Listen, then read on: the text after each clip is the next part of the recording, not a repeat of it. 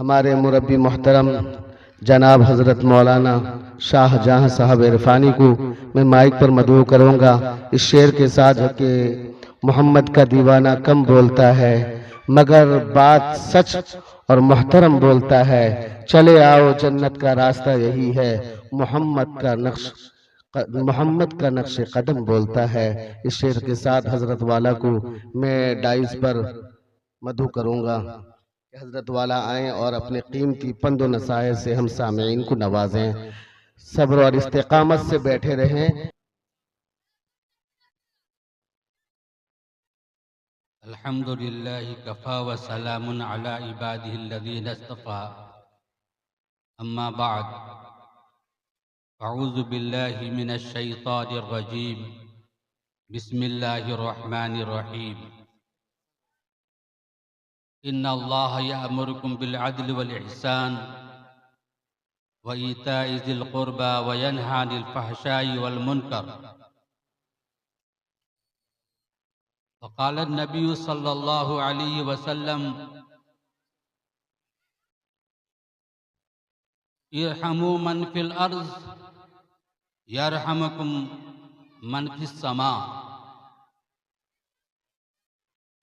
औ कमा क़ाल अलैहि सलातु व तस्लीम। करो मेहरबानी तुम अहले ज़मीं पर, खुदा मेहरबां होगा अर्शे बरी पर।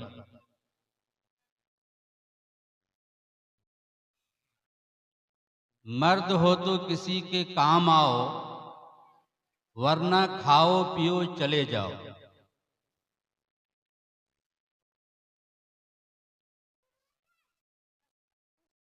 मोहतरम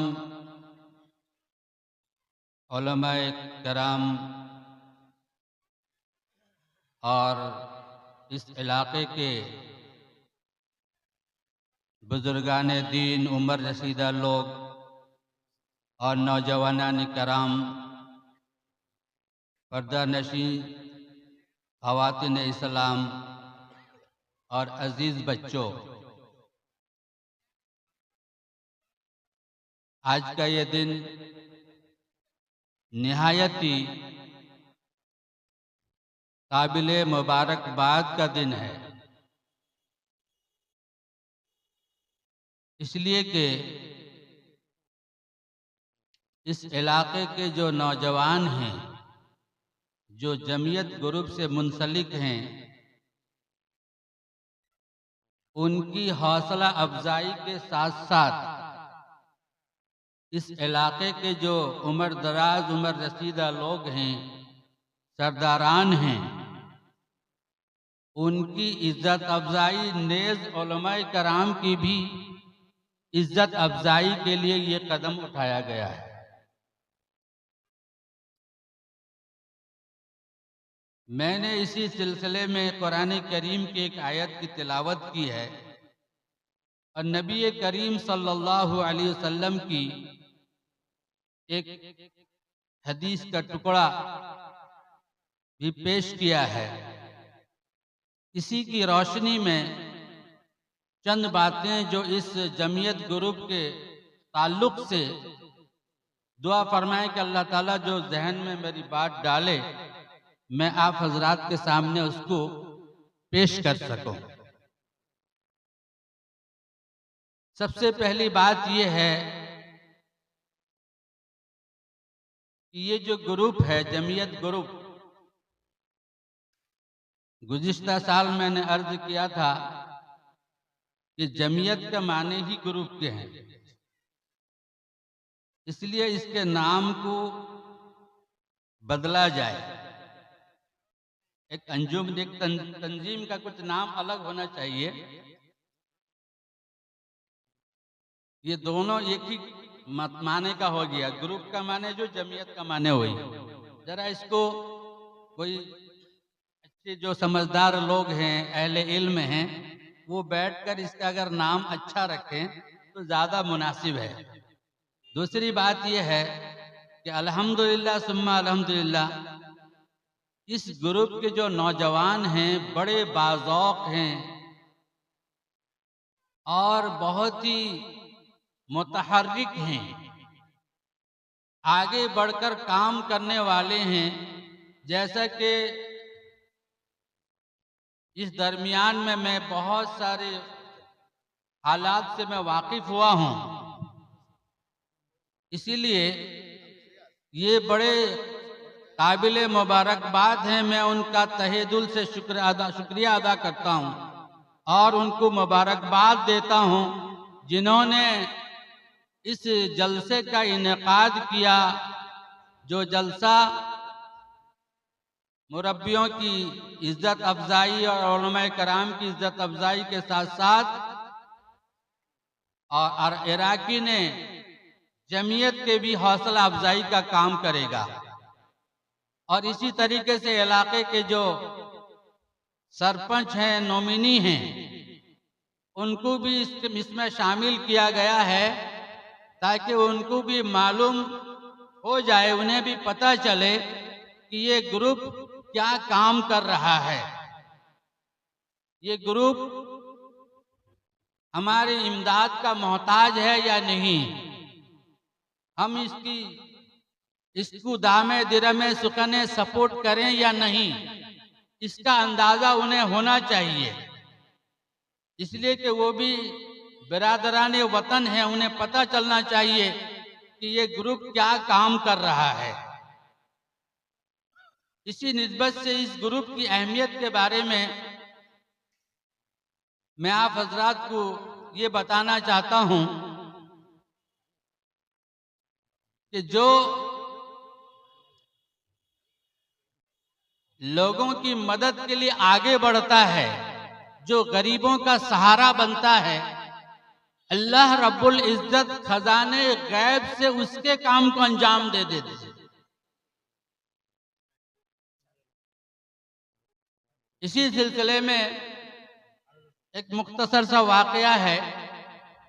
इब्राहिम इब्ने अदम जो बहुत बड़े अल्लाह वाले गुजरे हैं, बादशाही वक्त थे, उन्होंने ख्वाब में देखा कि कोई फरिश्ता उनके घर आया और एक पर्ची में कुछ लिख रहा है। तो इब्राहिम इब्ने अदम ने पूछा कि तुम कौन हो, क्या लिख रहे हो? उस फरिश्ते ने कहा कि मैं अल्लाह का भेजा हुआ फरिश्ता हूं और मैं उन लोगों का नाम लिख रहा हूं जो अल्लाह से मोहब्बत करते हैं। तो इब्राहिम इब्ने अदम ने पूछा कि अच्छा, इस फहरिस्त में मेरा कहीं नाम है? तो उस फरिश्ते ने कहा कि नहीं, ये फहरिस्त तो उन लोगों की है जो अल्लाह से मोहब्बत करते हैं। तुम तो मखलूकात में मुब्तला हो, मखलूकात के पीछे दौड़ते हो, उनकी खिदमत करते हो। ये तो अल्लाह वाले जो बुजुर्गान दीन है, जो मुसल्ले में रातों को उठकर नमाज पढ़ते हैं, तहज्जुद गुजार हैं, ये उनकी फहरिस्त है। अब बात खत्म हो गई, ख्वाब खत्म हो गया। दूसरे दिन फिर वही फरिश्ता आया और इसी तरीके से कुछ पर्ची में लिखने लगा। तो इब्राहिम अदम ने पूछा कि आज क्या लिख रहे हो?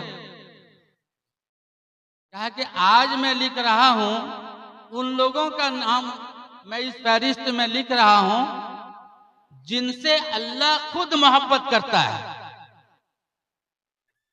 कहा कि देखो, इसमें मेरा नाम है। कहा कि तुम्हारा नाम सबसे पहले इसमें,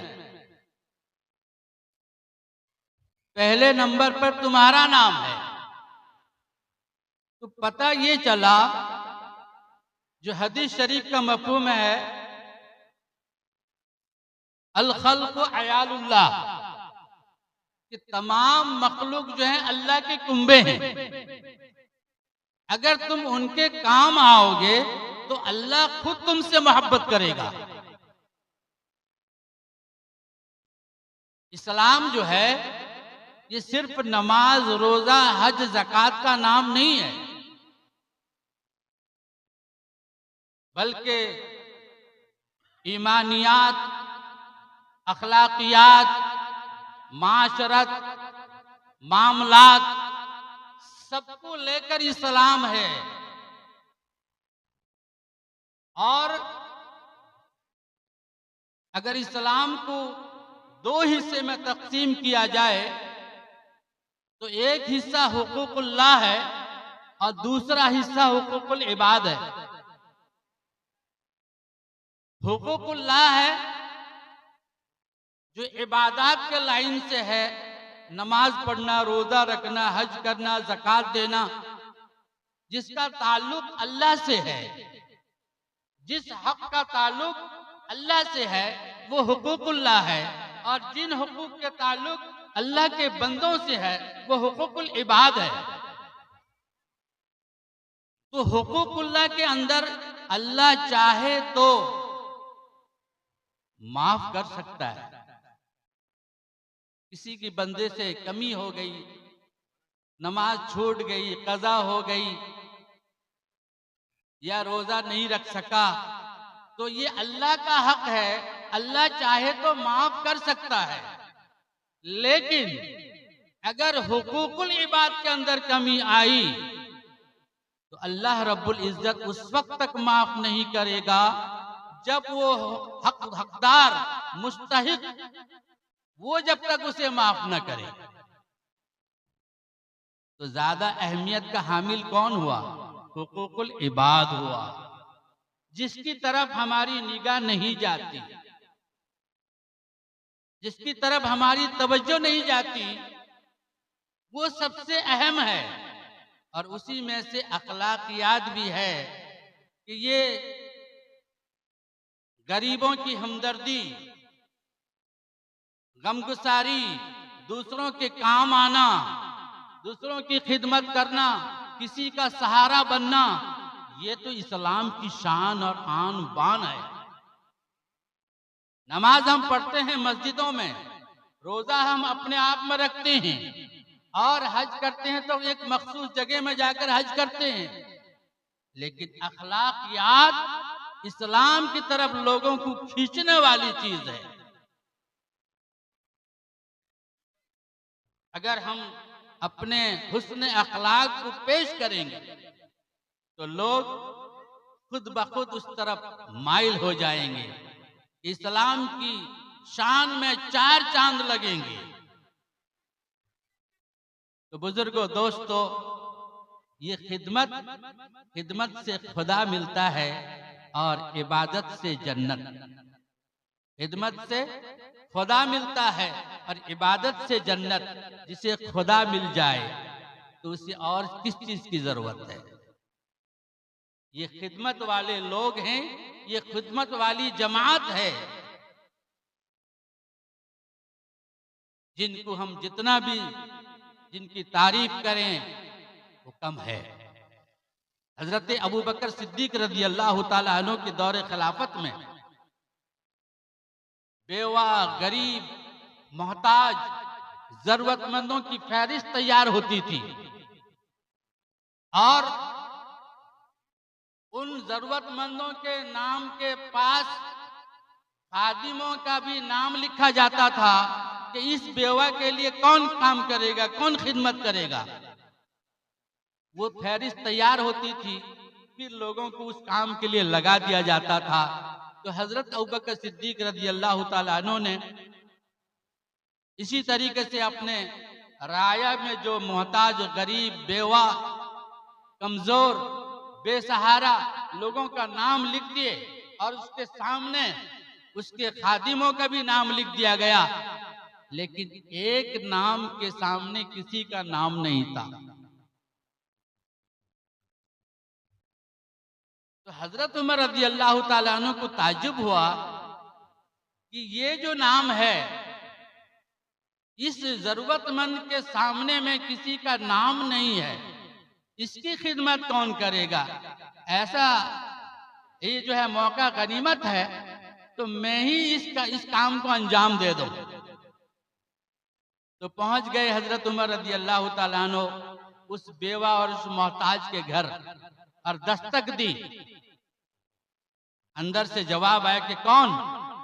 कहा कि उमर, आपकी कोई खिदमत हो, आपकी कोई जरूरत हो, उमर आपकी जरूरत को पूरी करने के लिए आया है। तो बुढ़िया ने कहा कि तुमसे पहले किसी ने वो काम को अंजाम दे दिया है, अब इस वक्त किसी खिदमत की अब जरूरत नहीं है। हजरत उमर रजी अल्लाह ताला अन्हु को ताज्जुब हुआ कि इससे पहले सुबह सवेरे तो मैं आया था कि इस बुढ़िया का काम मैं अंजाम दूंगा, लेकिन इससे पहले किसी ने कर दिया है। तो ताक में रहे, मौके की तलाश में रहे कि वो कौन आदमी है। दूसरे दिन इसी ताक में थे, इसी फिराक में थे कि मैं उस आदमी को देखूं वो कौन है जो इस बुढ़िया की खिदमत करता है। चुनांचे उससे पहले आ गए। जब आए थे उससे पहले, कुछ देर पहले आकर इंतजार में थे और बुढ़िया के घर में दस्तक लगाया।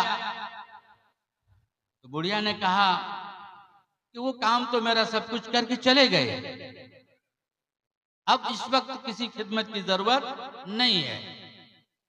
और ताज्जुब में पड़ गए। तो तीसरे दिन और जल्दी आ गए। देखा कि हजरत अबू बकर सिद्दीक रज़ी अल्लाह ताला अन्हु खलीफतुल मुस्लिमीन अपने हाथ में चप्पल को लिए हुए, ताकि आने जाने में कोई आहट महसूस न हो, कोई जान न सके कि खिदमत करने वाला कौन है। अंधेरे में चप्पल हाथ में लिए हुए उस बुढ़िया के घर से आ रहे हैं। हजरत उमर ने कहा कि मैं जानता था कि वो आप ही की शख्सियत है, आप ही वो शख्स थे जो इस खिदमत को अंजाम दे सकते थे, वरना किसी और की क्या मजाल थी। लेकिन एक सवाल है आपसे, आपने उस बुढ़िया के नाम के सामने किसी का नाम क्यों नहीं लिखा? हजरत अबू बकर ने फरमाया कि उमर, असल काम मकसद है, नाम मकसद नहीं है। तो इस अल्फाज से हम गौर करें कि यहाँ पर इखलास बिल्कुल कूट कूट के भरा हुआ था।